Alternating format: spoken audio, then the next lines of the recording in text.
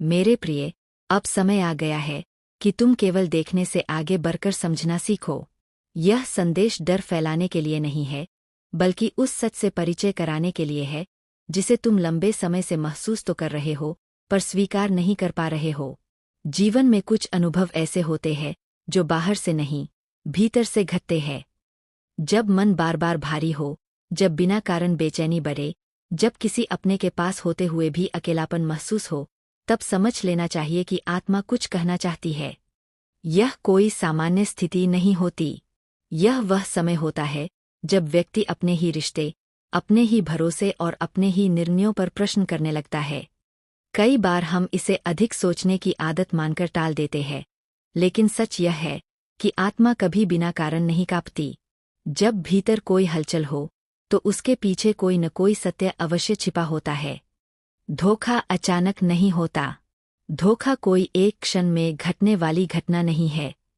वह धीरे धीरे आकार लेता है। पहले विचार में जन्म लेता है, फिर व्यवहार में उतरता है, और अंत में कर्म बनकर सामने आता है।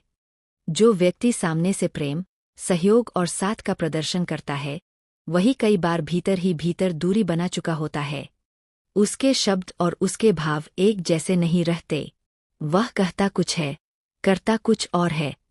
ऐसे व्यक्ति का सबसे बड़ा हथियार होता है भ्रम। वह सामने वाले को यह महसूस कराने लगता है कि शायद समस्या उसी में है। वह उसकी भावनाओं को अतिशयोक्ति बताता है, उसके डर को नाटक कहता है और उसके सवालों को अविश्वास का नाम देता है।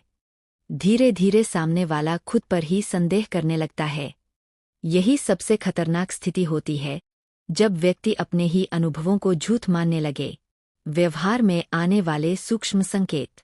जब कोई व्यक्ति मन से दूर होने लगता है, तो उसके व्यवहार में कई छोटे छोटे परिवर्तन दिखाई देने लगते हैं। ये परिवर्तन इतने सूक्ष्म होते हैं कि हम उन्हें सामान्य मानकर अनदेखा कर देते हैं। पर यदि ध्यान दिया जाए, तो यही संकेत भविष्य की दिशा बता देते हैं। वह व्यक्ति पहले की तुलना में कम संवाद करने लगता है, प्रश्नों से बचने लगता है, भविष्य की बातों को टालने लगता है।